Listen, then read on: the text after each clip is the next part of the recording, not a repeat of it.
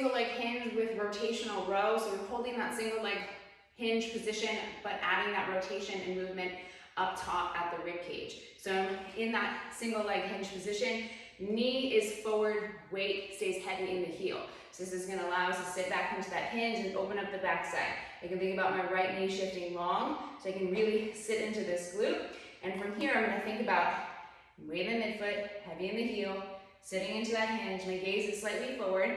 I can think about inhale as I reach, exhale, row.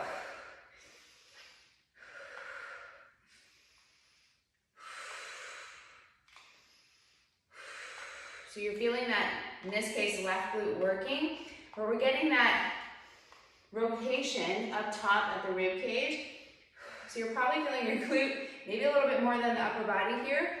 We're maintaining that kind of stable pelvis, so to speak, so we're not rocking side to side down below, but we're adding that rotation up top, reaching towards the anchor point.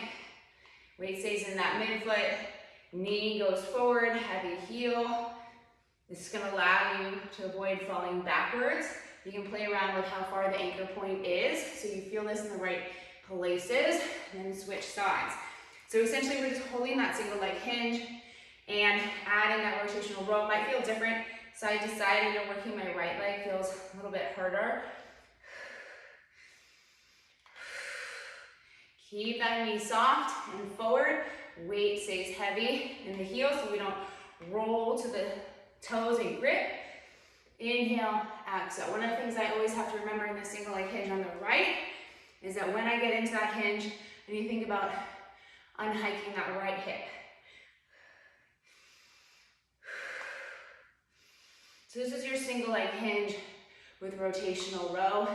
Really need to focus on opening up the backside here so we feel this in the butt and in the upper body and not in the low back.